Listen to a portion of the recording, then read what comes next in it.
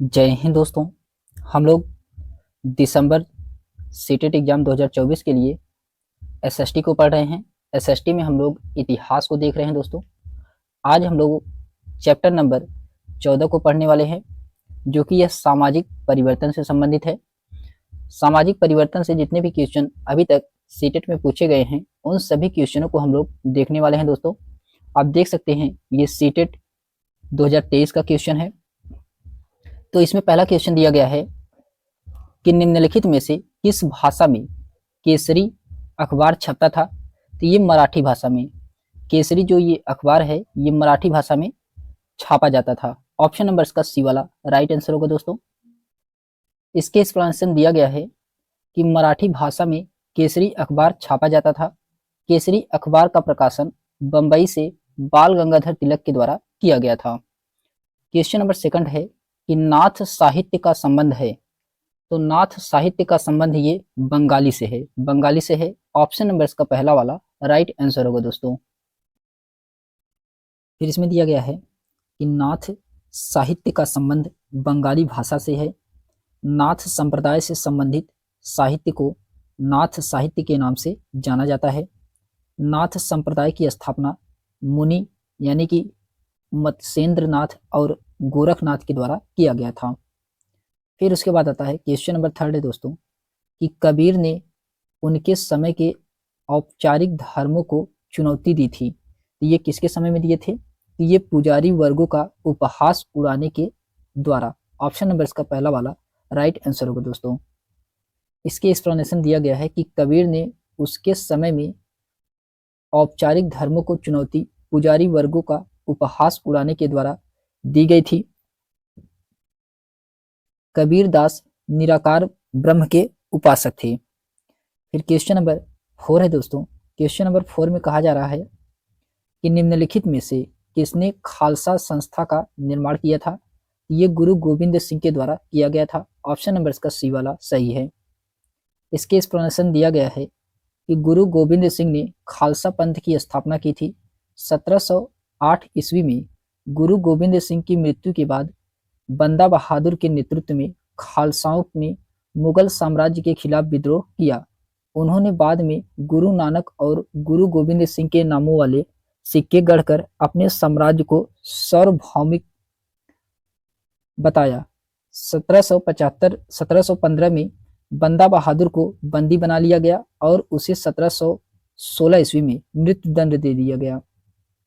गुरु गोविंद सिंह को सिख धर्म में उनके महत्वपूर्ण योगदान के लिए जाना जाता है, जिसमें बालों को ढकने के लिए पगड़ी की शुरुआत भी शामिल है। इन्होंने खालसा योद्धाओं के लिए तंबाकू, शराब, मांस आदि से परहेज करने का नियम निर्धारित किए थे। फिर क्वेश्चन नंबर 5 है दोस्तों। इसमें कहा जा रहा है कि निम्नलिखित में से कौन सा कथन बसवन्ना द्वारा आरंभ किए गए वीर शैव आंदोलन के बारे में सही है। तो आपको बताना है इसमें से कौन सा कथन सही है। तो इसमें दिया गया है, पहला है कि इसका आरंभ तमिल भक्ति आंदोलन के विरुद्ध एक प्रतिक्रिया के रूप में हुआ है। तो पहला वाला इसका सही है। बी में कहा जा रहा है यह तमिल भक्त आंदोलन से प्रेरित था, जो कि ये क्या है, ये गलत है। सी में कहा जा रहा है कि इसने शिव से प्रेम को मुक्त के मार्ग के रूप में अपनाने का उपदेश दिया, ये भी क्या है, ये भी इसमें गलत है। तो इसमें केवल पहला वाला ही सही है। तो इसका राइट आंसर होगा ऑप्शन नंबर इसका ए वाला सही है। केवल इसमें पहला वाला ही सही है। इसके एक्सप्लेनेशन दिया गया है, बसवन्ना द्वारा 12वीं शताब्दी में कर्नाटक में वीर शैव आंदोलन का प्रारंभ किया गया। बसवन्ना चालचूरी राजा के दरबार में मंत्री थे। इनके अनुयायी ही वीर शैव एवं लिंगायत कहलाए। लिंगायत अर्थात भगवान शिव का लिंग धारण करने वाले। बसवन्ना द्वारा आरंभ आंदोलन तमिल भक्ति आंदोलन के विरुद्ध एक प्रतिक्रिया के रूप में हुआ है। फिर क्वेश्चन नंबर 6 है कि कथन ए और आर को पढ़िए और इसमें आपको सही विकल्प का चयन करना है, कौन सा विकल्प इसमें सही है। तो इसमें दिया गया है कथन ए में कि शंकर अद्वैत के समर्थक थे, जिसके अनुसार जीवात्मा और परमात्मा जो कि परम सत्य हैं, दोनों एक ही हैं। तो ये क्या है, कथन ए इसका क्या है, सही है दोस्तों। कथन ए इसका सही है।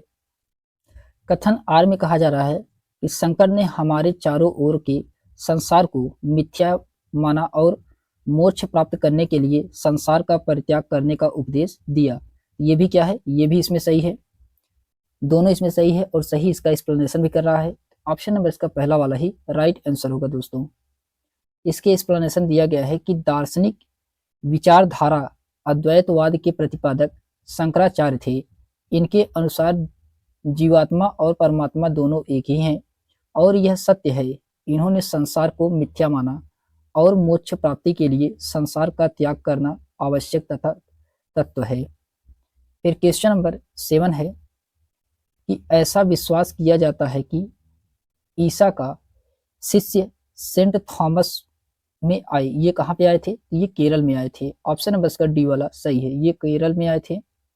इसके एक्सप्लेनेशन दिया गया है कि ईसा के शिष्य सेंट थॉमस पहली शताब्दी में पल्लव शासक गोडोफनवीज के शासनकाल में भारत आए तथा 42 ईस्वी में केरल चले गए और यहीं पर इनकी मृत्यु हो गई। इस प्रकार पहली सदी में ईसाई धर्म भारत में प्रवेश किया। फिर क्वेश्चन नंबर 8 है कि 19वीं शताब्दी के दौरान किस विकास ने बड़े पैमाने पर सामाजिक रीति रिवाज और व्यवहार के बारे में वाद विवाद तथा चर्चाओं को सुगम बनाया है। ये पत्रिकाएं, ऑप्शन नंबर इसका डी वाला सही, पत्रिकाएं इसका राइट आंसर होगा। इसके एक्सप्लेनेशन दिया गया है कि 19वीं शताब्दी के दौरान पत्र पत्रिकाओं के विकास ने सामाजिक रीति रिवाजों को और व्यवहार के बाद वाद विवाद तथा चर्चाओं को सुगम बनाया। फिर क्वेश्चन नंबर 9 है कि बंगाल में प्रायः उन व्यक्तियों अथवा समूहों द्वारा मंदिरों और अन्य धार्मिक भवनों का निर्माण करवाया गया जो शक्तिशाली बने रहे। ये शक्तिशाली बने रहे थे, ये बने थे अपनी शक्ति का प्रदर्शन करने के लिए, अपनी धर्मप्रायणता घोषित करने तथा अनुयायी बनाने के लिए। ऑप्शन नंबर इसका सी वाला, यही इसका राइट आंसर होगा। फिर उसके बाद आता है, इसके एक्सप्लेनेशन दिया गया दोस्तों कि बंगाल में अपनी शक्ति का प्रदर्शन करने के लिए, अपनी धर्मप्रायणता घोषित करने तथा अनुयायी बनाने के लिए लोगों के द्वारा मंदिरों एवं धार्मिक भवनों का निर्माण करवाया गया ताकि वे शक्तिशाली बने रहे। फिर क्वेश्चन नंबर 10 है कि 12वीं शताब्दी के मध्य कर्नाटक में प्रारंभ हुए वीरशैव आंदोलन के संदर्भ में निम्नलिखित कथनों में कौन सा एक सही है। आपको बताना है इसमें से कथन दिया गया है कौन सा कथन इसमें सही है। तो इसमें कथन में कहा जा रहा है, इसका राइट आंसर होगा दोस्तों कि इसने जाति और नारी के प्रति व्यवहार के बारे में ब्राह्मणवादी विचारधारा के विरुद्ध तर्क दिया। ये क्या है, ये सही है। ऑप्शन नंबर इसका बी वाला सही दोस्तों। इसके एक्सप्लेनेशन दिया गया है कि 12वां शताब्दी के मध्य कर्नाटक में वीरशैव आंदोलन प्रारंभ हुआ। इस आंदोलन में कुछ ब्राह्मणवादी विचारधारा जैसे जातिगत विचारधारा तथा नारी स्थिति के संबंध में विचारों का विरोध किया गया। इसमें हिंदू प्रचलनों को चुनौती दी गई थी। फिर क्वेश्चन नंबर 11 है कि विशिष्ट द्वैत के सिद्धांत को इनमें से किसने विचारार्थ प्रस्तुत किया था। ये रामानुज के द्वारा प्रस्तुत किया गया था। ऑप्शन नंबर इसका सी वाला सही है। इसके एक्सप्लेनेशन दिया गया है कि विशिष्ट द्वैत का सिद्धांत वैष्णव संत रामानुज के द्वारा दिया गया। इस सिद्धांत के अंतर्गत इस जगत में दो ही स्थिर तथ्य हैं, ईश्वर तथा आत्मा, तथा इन दोनों ही स्वयं में विशिष्ट हैं। शंकराचार्य ने अद्वैत का प्रचार किया तथा अल्लभ प्रभु व बस लिंगायत संप्रदाय के प्रवर्तक थे। फिर क्वेश्चन नंबर 12 है कि इनमें से कौन सा शब्द सूफीवाद से जुड़ा है और सही विकल्प चुनिए। तो सूफीवाद सा शब्द कौन सा जुड़ा है और इसमें सही विकल्प का चयन करना है। तो खानगाह ये जो कि सही है, रक्स ये भी सही है और जिक्र ये भी सही है। स्नान ये जो कि गलत है दोस्तों। तो ए बी सी इसका राइट आंसर होगा। ऑप्शन नंबर इसका बी वाला सही है, ए बी सी इसका क्या है, राइट आंसर है। फिर उसके बाद आता है क्वेश्चन नंबर 13 है कि वीरशैव आंदोलन की स्थापना किसने की थी। ये बसवन्ना के द्वारा किया गया था। ऑप्शन नंबर इसका सी वाला सही है। 12वीं शताब्दी में कर्नाटक में एक नवीन आंदोलन का उद्भव हुआ जिसका नेतृत्व बसवन्ना ने नामक एक ब्राह्मण ने किया था। बसवन्ना कलचुरी राजा के दरबार में मंत्री थे। इनके अनुयायी वीर शैव यानी कि शिव के वीर, लिंग अनुपात यानी कि लिंग धारण करने वाले कहलाए थे। फिर क्वेश्चन नंबर 14 है कि 19वीं शताब्दी के आरंभ में सामाजिक परिवर्तन के संदर्भ में कथन दिए गए हैं। ए एवं बी को पढ़ करके आपको इसमें सही विकल्प का चयन करना है, कौन सा विकल्प इसमें सही है। तो इसमें दिया गया है, पहला कथन है कि 19वीं सदी के शुरुआत से ही हमें सामाजिक रीति रिवाजों और मूल्य मान्यताओं से संबंधित बहस, मुबाहिसे और चर्चाओं का स्वरूप बदलता दिखाई देता है, जो कि ये क्या है, सही है। पहला वाला इसका कथन सही है। बी में कहा जा रहा है कि इसकी एक अहम वजह है यह है कि संचार के नए तरीकों जैसे किताबें, अखबार, पत्रिकाएं और पर्चे छापना विकसित हो रहा था। तो ये भी क्या है, ये भी सही है। ए और बी इसमें दोनों क्या है, सही है और इसका सही एक्सप्लेनेशन भी कर रहा है। तो इसलिए इसका राइट आंसर क्या होगा, राइट आंसर इसमें होगा दोस्तों ए और बी दोनों सही है और ए की सही व्याख्या, बी की सही व्याख्या ए क्या कर रहा है। फिर उसके बाद आता है क्वेश्चन नंबर 15 है कि मौजूदा महाराष्ट्र में हो रहे संतों के बारे में निम्नलिखित कथन को पढ़िए और इसमें आपको सही कथन को चयन करना है, कौन सा कथन इसमें सही है। तो पहला इसमें दिया गया है 13वीं सदी से 17वीं शताब्दी में हुए कवि संतों ने सभी प्रकार के कर्मकांडों और जन्म आधारित अंतरों का विरोध किया। ये क्या है, सही है। पहला वाला इसका सही है। दूसरे में कहा जा रहा है कि इन कवि संतों ने रोजी रोटी कमाने और विनम्रता पूर्वक जरूरतमंद साथी व्यक्तियों की सेवा करते हुए जीवन बिताने का अधिक पसंद किया। ये भी क्या है, ये भी सही। इसमें दोनों सही हैं दोस्तों। ऑप्शन नंबर इसका ए वाला राइट आंसर होगा। ए और बी इसमें क्या है, दोनों सही हैं। फिर उसके बाद आता है, इसके एक्सप्लेनेशन दिया गया है कि 13वीं से 17वीं शताब्दी में महाराष्ट्र में हुए कवि संतों जैसे एकनाथ, समर्थ, रामदास, तुकाराम आदि ने सभी प्रकार के कर्मकांड और जन्म आधारित अंतरों का विरोध किया तथा इस संत कवियों ने रोजी रोटी कमाने और विनम्रता पूर्वक जरूरतमंद साथी व्यक्तियों की सेवा करते हुए जीवन बिताने को अधिक पसंद किया था। फिर उसके बाद आता है क्वेश्चन नंबर 16 है कि निम्नलिखित में से कौन सा कथन नैनारों और अलवारों के विषय में सही नहीं है। तो आपको बताना है इसमें से कौन सा कथन है जो कि नैनार और अलवार के विषय में सही नहीं है। तो इसका राइट आंसर होगा दोस्तों, वे संगीत का विरोध करते थे, ये जो कि इसमें सही नहीं है। ऑप्शन नंबर इसका डी वाला राइट आंसर होगा। इसके एक्सप्लेनेशन दिया गया है कि प्रारंभिक भक्ति आंदोलन लगभग 6वीं शताब्दी अलवारों और नैनारों के नेतृत्व में हुआ। नैनारों और अलवारों के संत संगीत का विरोध ही नहीं करते थे, बल्कि वे एक स्थान से दूसरे स्थान पर भ्रमण करते हुए तमिल में अपने इष्ट की स्तुति में भजन संगीत किया करते थे। फिर उसके बाद इसमें दिया गया है कि इसके अतिरिक्त ये संत सभी जातियों के, जिनमें अस्पृश्य समझी जाने वाली जातियों के लोग भी शामिल थे, और वे बौद्धों और जैनों के कटु आलोचक थे और शिव या विष्णु के प्रति सच्चे प्रेम को मुक्ति मार्ग बताते थे। अर्थात ये सभी कथन अलवार और नैनार से संबंधित सही हैं। क्वेश्चन नंबर 17 है कि ईसा मसीह के 12 धर्म प्रचारक शिष्यों में से किस संत को भारत में ईसाई धर्म लाने का श्रेय दिया जाता है। ये सेंट थॉमस, ऑप्शन नंबर इसका ए वाला सही है। इसके एक्सप्लेनेशन दिया गया है कि ईसा मसीह के 12 धर्म प्रचारक शिष्यों में से सेंट थॉमस नामक संत को भारत में ईसाई धर्म लाने का श्रेय दिया जाता है। क्रिश्चियन या ईसाई मजहब एक ब्रह्महीमवादी धर्म है जो प्राचीन यहूदी धर्म से निकला है। ईसा मसीह का जन्म बैथलेहम में हुआ था। इनके अनुयायियों के अनुसार ईसा मसीह ईश्वर पुत्र हैं। ईसाई धर्म का मुख्य ग्रंथ बाइबिल है।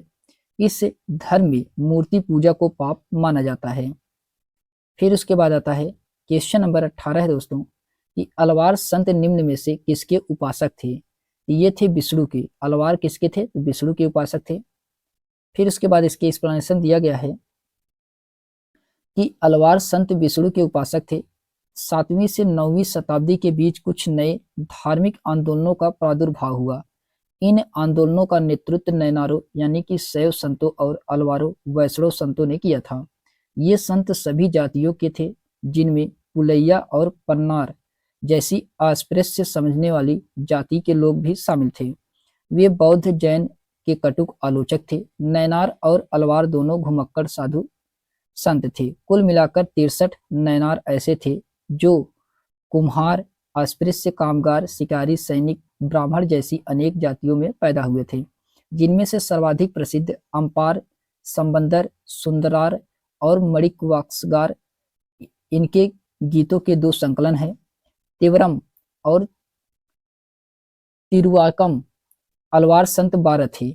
इनमें से सर्वाधिक प्रसिद्ध पेरियार अलवार, उनकी पुत्री अंडाल और तोडर डी डोप्लीड अलवार और नमलावार। उनके गीत दिव्य प्रबंधन में संकलित हैं। फिर क्वेश्चन नंबर 19 है दोस्तों कि नाथ पंथियों और सूफियों के बीच कौन सी समानताएं थी। तो इसमें आपको बताना है कौन सी समानताएं थी। तो इसमें था दोस्तों श्वसन के व्यायामों का अभ्यास और संसार का परित्याग। तो बी और सी इसका राइट आंसर होगा। ऑप्शन नंबर इसका सी वाला सही है। बी और सी इसका क्या है, राइट आंसर है। इसके फिर उसके बाद आता है क्वेश्चन नंबर 20 है कि वीरशैववाद निम्नलिखित में से किस व्यक्ति विशेष से जुड़ा हुआ है। किस व्यक्ति विशेष से जुड़ा हुआ है। ये जुड़ा हुआ है दोस्तों बसवन्ना से और अल्लमा प्रभु से और उसके बाद अक्कम महादेवी से। तो ए, बी और डी ये तीनों से जुड़ा हुआ है, जबकि चोखा मेला से ये नहीं जुड़ा हुआ है। तो ए, बी और डी इसका क्या होगा, राइट आंसर होगा। इसका राइट आंसर होगा ऑप्शन नंबर इसका सी वाला सही है। इसके एक्सप्लेनेशन दिया गया है कि बसवन्ना, अल्मा प्रभु और अक्कम महादेवी शैववाद से जुड़े हुए हैं। बसवन्ना 12वीं शताब्दी के एक महान संत थे जो लिंगायत संप्रदाय से जुड़े हुए थे। ये कर्नाटक के बीजापुर जिले में बगवाड़ी ग्राम में एक ब्राह्मण परिवार में पैदा हुए थे। अल्मा प्रभु में भी लिंगायत संप्रदाय से संबंधित रखते थे। ये 12वीं सदी के कन्नड़ संत थे। इसी आंदोलन से जुड़ी एक महत्वपूर्ण कवित्री अक्कम महादेवी हैं जो बसवन्ना अल्मा प्रभु के समकालीन थे। इनका जन्म कर्नाटक से उडुबीर गांव के जिले में शिवमोगा में हुआ था। कन्नड़ भाषा में अक्कड़ शब्द का अर्थ बहन होता है। चोखा मेला ये जो कि महाराष्ट्र के एक प्रसिद्ध संत थे जो महार जाति में पैदा हुए थे। इनके गुरु संत नामदेव थे। चोखा मेला बचपन से ही विठोबा के भक्त थे। फिर उसके बाद आता है चैप्टर नंबर 15 दोस्तों, क्षेत्रीय संस्कृतियां। चैप्टर नंबर 15 है क्षेत्रीय संस्कृतियां। तो इसमें दिया गया है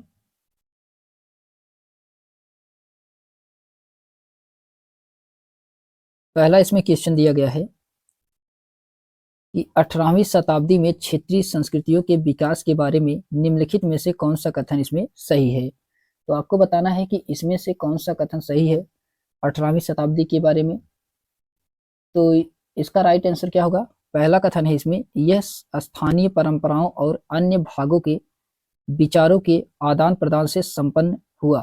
पहला इसका क्या है, पहला इसका सही है। बी में यह एक क्षेत्र में विशेष स्थानीय परंपरा है, ये भी सही है। सी में यह सदैव राजनीतिक सीमाओं से बधी थी, ये क्या है, ये गलत है।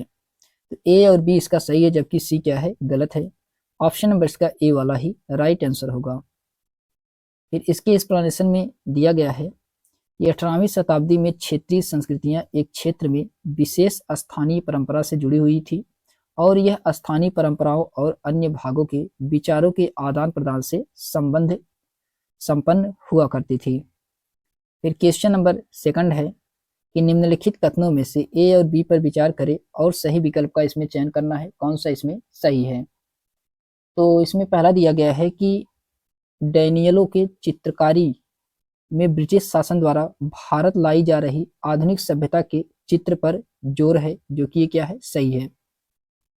फिर उसके बाद बी में कहा जा रहा है कि डैनियलों ने अपने सुरमय परिदृश्य चित्रकारी में भारत की पारंपरिक जीवन को पूर्व आधुनिक निरंतर तथा गतिहीन प्रस्तुत किया है। तो ये भी क्या है, ये भी सही। इसमें ए और बी इसमें दोनों सही हैं। तो इसका राइट आंसर होगा दोस्तों ऑप्शन नंबर इसका सी वाला सही। ए और बी इसमें क्या है, दोनों सही हैं। इसके एक्सप्लेनेशन दिया गया है कि डेनियल के चित्रकारी में ब्रिटिश शासन द्वारा भारत लाई जा रही आधुनिक सभ्यता के चित्र पर जोर दिया गया है।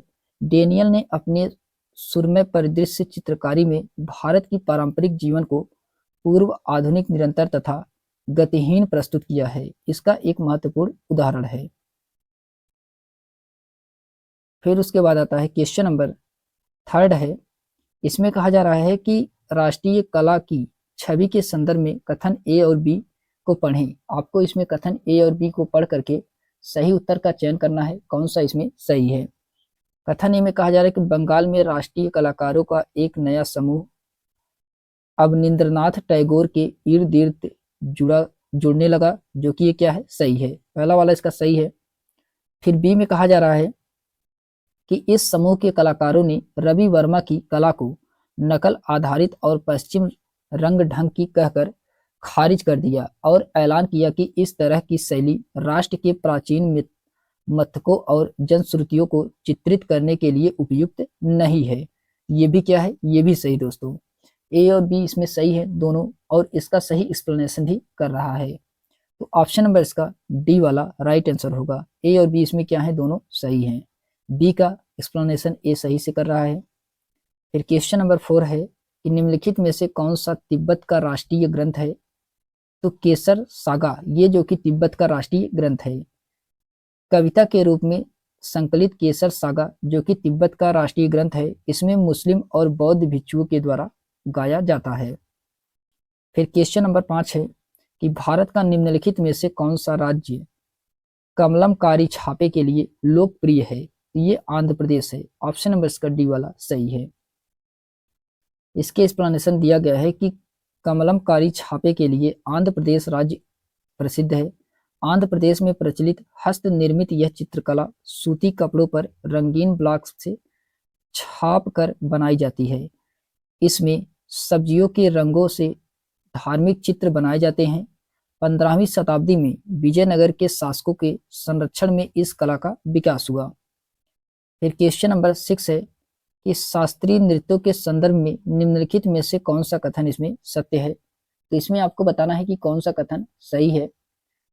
तो इसका राइट आंसर होगा दोस्तों, शास्त्रीय नृत्यों के 8 मान्य रूप हैं। ऑप्शन नंबर इसका डी वाला, यही इसका राइट आंसर होगा।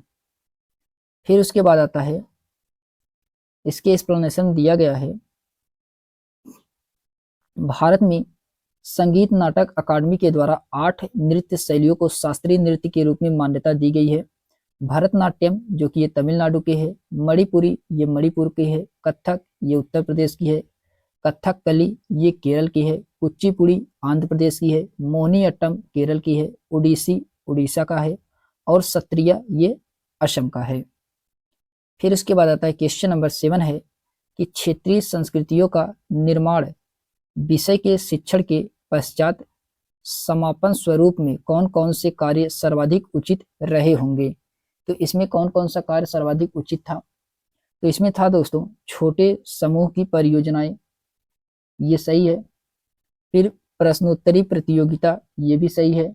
और समुचित चित्र यानी कि कोलाज बनाना, ये भी क्या है, ये भी सही है। ए, सी और डी इसका राइट आंसर होगा। बी इसमें क्या है, गलत है।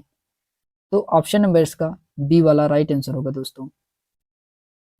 फिर इसके एक्सप्लेनेशन दिया गया है कि क्षेत्रीय संस्कृतियों का निर्माण विषय के शिक्षण के पश्चात समापन स्वरूप निम्नलिखित कार्य सर्वाधिक उचित हो रहे होंगे। इसमें छोटे समूह की परियोजनाएं, विषय वस्तु से संबंधित प्रश्नोत्तरी प्रतियोगिता कराना, समुचित चित्र बनाना। फिर क्वेश्चन नंबर 8 है कि ए और आर कथनों को पढ़िए तथा उपयुक्त विकल्प का चुनाव कीजिए। कथन ए दिया गया है और कथन आर दिया गया है। आपको इसको पढ़ करके सही विकल्प का चयन करना है, कौन सा इसमें सही है। तो पहले में कहा जा रहा है केरल और लद्दाख की भौगोलिक विशेषताएं भिन्न है किंतु उनका इतिहास समान संस्कृति प्रभाव का साक्षी रहा। ये क्या है, सही है। आर में कहा जा रहा है कि इतिहास तथा भूगोल अक्सर क्षेत्र विशेष के संस्कृति जीवन से बाध्य होते हैं। ये भी क्या है, ये भी सही है। और सही इसका एक्सप्लेनेशन भी कर रहा है। ऑप्शन नंबर इसका पहला वाला ही राइट आंसर होगा दोस्तों। फिर उसके बाद आता है, इसके एक्सप्लेनेशन दिया गया है कि केरल और लद्दाख की भौगोलिक विशेषताएं भिन्न है परंतु उनका इतिहास समान संस्कृति प्रभाव का साक्षी रहा। इतिहास और भूगोल अक्सर क्षेत्रीय विशेष सांस्कृतिक जीवन से बंधे होते हैं। फिर उसके बाद क्वेश्चन नंबर 9 है दोस्तों कि किस प्रकार की ग्रामीण बस्तियों में घर पास पास बने होते हैं। तो ये सघन, सघन ऑप्शन नंबर इसका डी वाला राइट आंसर होगा। इसके एक्सप्लेनेशन दिया गया है कि घननी या सघन बसी हुई ग्रामीण बस्तियों में घर पास पास बने होते हैं। ग्रामीण बस्ती अधिक निकटता से तथा प्रत्यक्ष रूप से भूमि से नजदीकी संबंध रखती हैं। यहाँ के निवासी अधिकतर प्राथमिक गतिविधियों में लगे रहते हैं, जैसे कृषि, पशुपालन, मछली पकड़ना आदि। फिर क्वेश्चन नंबर 10 है दोस्तों कि क्षेत्रीय संस्कृतियों के संदर्भ में निम्नलिखित का मिलान कीजिए और उपयुक्त विकल्प का चुनाव कीजिए। तो इसमें ए और बी दिया गया है, आपको इसमें मिलान कराना है। महोदयपुरम, महोदयपुरम ये जो कि केरल में है। अनंतवर्मन, अनंतवर्मन ये उड़ीसा में है। फिर इसके बाद आता है मंगल काव्य, मंगल काव्य ये कहाँ पे है, ये बांग्ला में है, बंगाल में है। बसोहली, बसोली ये कांगड़ा में है, तीसरा सही है। इसका राइट आंसर होगा दोस्तों ए का दूसरा सही है, बी का पहला, सी का चौथा और डी का इसमें तीसरा सही है। तो इसका राइट आंसर होगा ऑप्शन नंबर इसका डी वाला राइट आंसर होगा। ऑप्शन नंबर इसका डी वाला सही है। फिर उसके बाद आता है क्वेश्चन नंबर 11 है कि एक पीढ़ी से दूसरी पीढ़ी में हस्तांतरित मूल्यों, विश्वासों, विचारों व लक्षणों को कहते हैं। तो क्या कहा जाता है, संस्कृति। ऑप्शन नंबर इसका सी वाला सही है, संस्कृति कहलाता है। इसके एक्सप्लेनेशन दिया गया है कि एक पीढ़ी से दूसरी पीढ़ी में हस्तांतरित मूल्यों, विश्वासों, विचारों व लक्षणों को संस्कृति कहते हैं। संस्कृति लोगों के अपेक्षाकृत बड़े समूह द्वारा साझा ज्ञान की प्रणाली है। एक संस्कृति लोगों के एक समूह जीवन जीने की एक तरीका है। फिर क्वेश्चन नंबर 12 है कि 18वीं शताब्दी भारत के संदर्भ में निम्नलिखित कथनों पर विचार करें और इसमें सही विकल्प का चयन करना है, कौन सा इसमें सही है।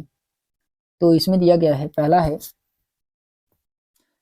कि 18वीं शताब्दी में शिल्प और वाणिज्य बड़े बड़े परिवर्तन आए, जब व्यापारी और कारीगर यूरोपीय कंपनियों द्वारा स्थापित ब्लैक टाउन्स में स्थानांतरित हो गए। तो पहला वाला इसका क्या है, पहला वाला इसका सही है।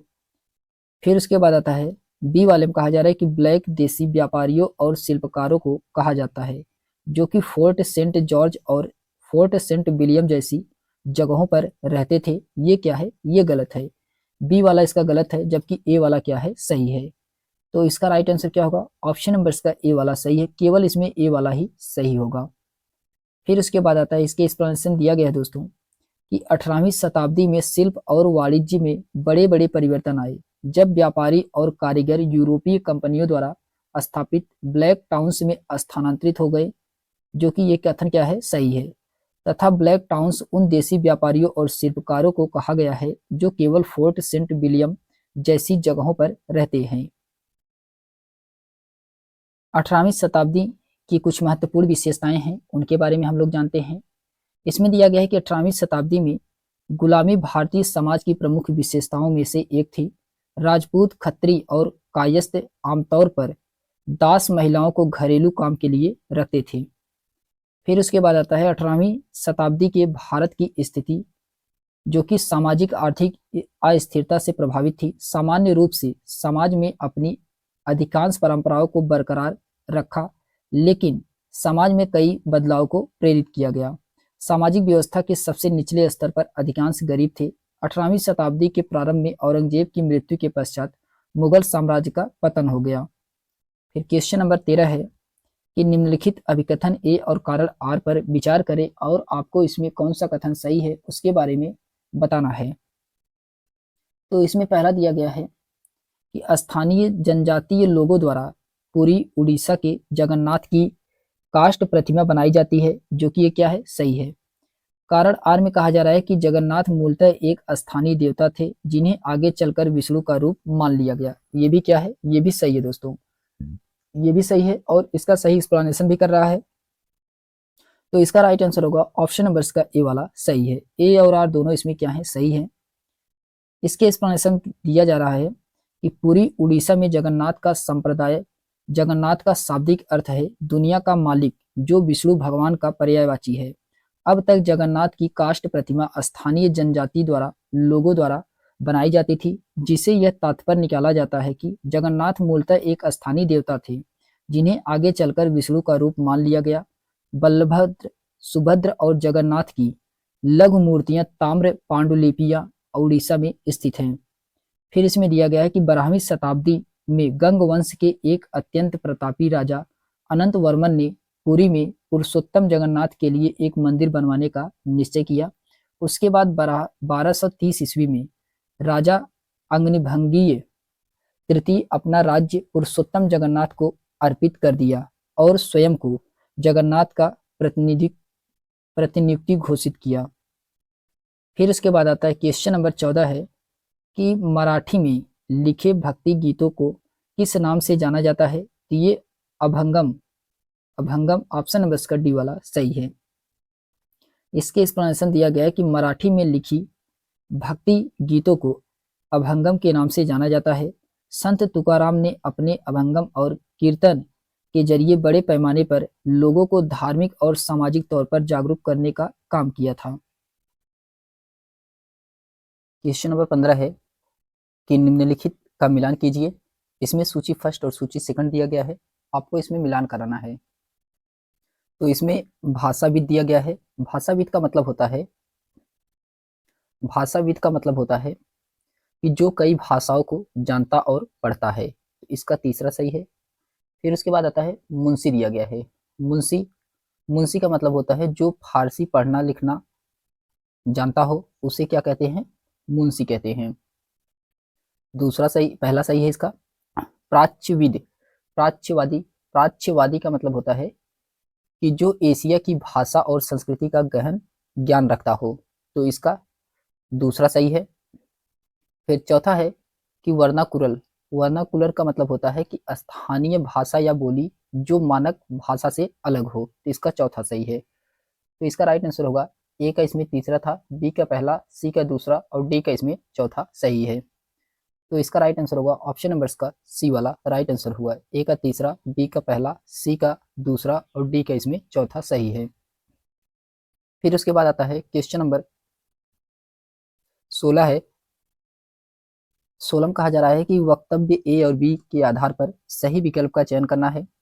पहला दिया गया है कि केरल में लोग अलग अलग धर्मों का पालन है, जैसे यहूदी, इस्लाम, ईसाई, हिंदू और बौद्ध धर्म, जो कि सही है पहला वाला। दूसरे में कहा जा रहा है कि सदा से केरल अंतर्राष्ट्रीय यात्रियों और व्यापारियों का आकर्षण केंद्र रहा है, तो ये भी क्या है? ये भी सही है। इसमें दोनों सही है और सही इसका एक्सप्लेनेशन भी कर रहा है। ऑप्शन नंबर इसका पहला वाला ही राइट आंसर होगा। फिर उसके बाद इसके एक्सप्लेनेशन दिया गया है कि केरल में लोग अलग अलग धर्मों का पालन करते हैं, जैसे यहूदी, इस्लाम, ईसाई, हिंदू और बौद्ध धर्म। सदा केरल अंतर्राष्ट्रीय यात्रियों और व्यापारियों का आकर्षण का केंद्र रहा है। फिर उसके बाद आता है क्वेश्चन नंबर 17 है कि निम्नलिखित में से कौन सा सुमेलित है? इसको आपको सुमेलित कराना है। दिया गया है नृत्य शैली और राज्य दिया गया है, कौन कौन से नृत्य शैली और राज्य सही है। कथक दिया गया है, कथक ये कहाँ का है? तो ये उत्तर प्रदेश का है कथक। भरतनाट्यम, भरतनाट्यम ये तमिलनाडु का है, इसका दूसरा सही है। फिर उसके बाद आता है,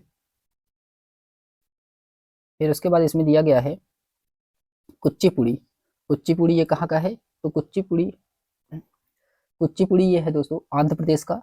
और कली कथक ये कहाँ का है? तो कली कथक ये केरल का है। तो कली कथक केरल का है।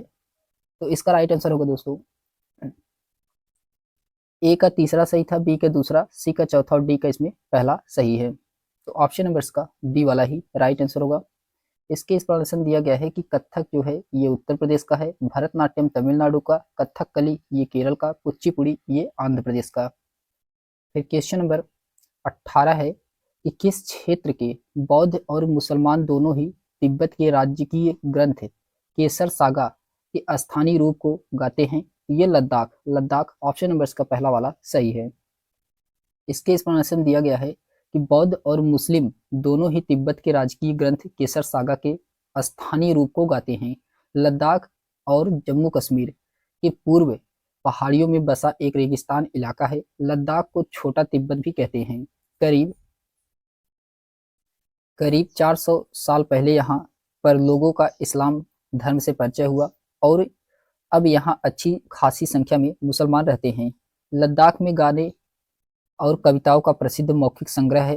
तिब्बत को ग्रंथ केसर सागा लद्दाख में काफी प्रचलित है। इसके स्थानीय रूप को मुसलमान और बौद्ध दोनों ही लोग गाते हैं और उस पर नाटक खेलते हैं।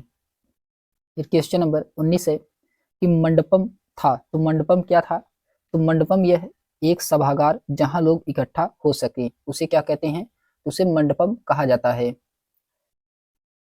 फिर इसके बाद आता है, इसके एक्सप्लेनेशन दिया गया है कि मंडपम मंदिर का एक सभागार होता था जहां लोग इकट्ठा हो सके। राजा लोग इन मंडपों में अपने दरबार लगाते थे। यहीं से वे अपनी अधीनस्थ के लिए आदेश जारी करते थे। मंदिर 5 से 7 मंजिल के होते थे तथा वे एक विशेष शैली में बने होते थे जिसे विमान शैली भी कहते थे। मंदिरों के चारों ओर एक विशाल परिक्रमा पथ होता था जो ऊंची चहर दीवारी से घिरा रहता था। चहर दीवारी की जगह जगह ऊंचे सिंह द्वार बने होते थे जिन्हें गोपुरम कहा जाता है। चोल काल में दक्षिण भारत में मूर्ति कला ने एक नई ऊंचाई को स्पर्श किया। इसका एक उदाहरण श्रवणबेलगोला में गोमतेश्वर की विशालकाय मूर्ति है। इस स्थान जहां देवी देवताओं की मूर्ति रखी जाती है उसे गर्भगृह कहा जाता है। फिर क्वेश्चन नंबर 20 है कि मंदिर के बारे में ABC वक्तव्यों में से आपको बताना है कौन सा सही है। मंदिर के बारे में पहला दिया गया है कि मंदिर नगर नागरीकरण का महत्व प्रतिरूप करते हैं, जो कि सही है। मंदिर अर्थव्यवस्था और समाज दोनों के लिए अत्यंत महत्वपूर्ण होते थे, तो ये भी सही है। शासक विभिन्न देवी देवताओं के प्रति अपना भक्ति भाव दर्शाने के लिए मंदिर बनवाते थे, तो ये भी क्या है? ये भी सही है। इसमें तीनों आंसर क्या है? सही हैं। तो इसका राइट आंसर होगा ऑप्शन नंबर इसका ए वाला सही होगा। ABC इसमें सभी क्या हैं? सही हैं। इसके एक्सप्लेनेशन दिया गया है कि मंदिर नगरीकरण का महत्वपूर्ण प्रतिरूप प्रस्तुत करते थे। मंदिर अर्थव्यवस्था और समाज दोनों के लिए अत्यंत महत्वपूर्ण होते थे एवं और शासक विभिन्न देवी देवताओं के प्रति अपना भक्ति भाव दर्शाने के लिए मंदिर बनवाते थे। मंदिर के संबंध में ये तीनों कथन क्या थे? सही थे। चोल काल शासन में दक्षिण भारत का मंदिर स्थापत्य चरमोत्कर्ष पर था। इस काल में स्थापत्य की जो शैली लोकप्रिय हुई उसे द्रविड़ शैली कहते हैं। द्रविड़ शैली के मंदिरों का आरंभिक उदाहरण कांचीपुरम का कैलाश मंदिर है। मंदिर स्थापत्य का एक अन्य प्रविष्ट उदाहरण गंगगोड चोलपुरम का मंदिर है। राजराजेश्वर जैन मंदिर बृहदेश्वर मंदिर का निर्माण चोल वंश के शासक राजराज प्रथम के द्वारा करवाया गया था। वह मंदिर पूरी तरह से ग्रेनाइट से निर्मित है। फिर क्वेश्चन नंबर 21 है कि निम्नलिखित कथनों पर विचार कीजिए। आपको इसमें बताना है कौन सा कथन सही है। क्वेश्चन नंबर 21 में तो पहला दिया गया है कि आदिवासियों का धर्मों का आसपास के साम्राज्यों में प्रचलित प्रभुत्वशाली धर्मों पर भी असर पड़ता है, जो कि पहला वाला सही है। बी में कहा जा रहा है कि उड़ीसा का जगन्नाथ पंथ और बंगाल व असम की शक्ति परंपराएं इसी का उदाहरण है, तो ये भी क्या है? ये भी सही है। ए और बी इसमें दोनों सही है। ऑप्शन नंबर इसका ए वाला ही राइट आंसर होगा। फिर उसके बाद आता है क्वेश्चन नंबर 22 है कि नौका दौड़ भारत के किस त्योहार से जुड़ी हुई है? यह ओणम त्योहार से जुड़ा हुआ है नौका दौड़। ऑप्शन नंबर इसका बी वाला सही है। इसके एक्सप्लेनेशन दिया गया है कि नौका दौड़ भारत के ओणम त्योहार से जुड़ा हुआ है जो कि केरल में मनाया जाता है। इसका आयोजन ओणम पर्व के अवसर पर शुरू होता है। पोंगल नई फसल का त्योहार है जो कि संक्रांति के दिन तमिलनाडु में मनाया जाता है। फिर क्वेश्चन नंबर 23 है कि निम्नलिखित में से कौन सी भाषा तिब्बत वर्मा परिवार से संबंधित है? तो तिब्बत वर्मा परिवार से संबंधित कौन सी भाषा है? ये है खासी। ऑप्शन नंबर इसका डी वाला सही है। खासी इसका राइट आंसर होगा। फिर उसके बाद आता है क्वेश्चन नंबर 24 है कि निम्नलिखित में से सूची फर्स्ट को सूची सेकंड से इसमें सुमेलित कराना है। क्वेश्चन नंबर 24 में इसमें दिया गया है कि वेल्लार ये जो कि बड़े भूस्वामी होते थे वेल्लार, तीसरा सही है। उड़वार क्या होते थे? साधारण हलवाहे होते थे, चौथा सही है। आदिमई होते थे भूमिहीन मजदूर होते थे आदिमई, पहला सही है। गृहपति स्वतंत्र कृषक होते थे, इसका दूसरा सही है। तो इसका राइट आंसर होगा ए का तीसरा सही है इसमें, बी का चौथा, सी का पहला और डी का इसमें दूसरा सही है। तो ऑप्शन नंबर इसका बी वाला ही राइट आंसर होगा।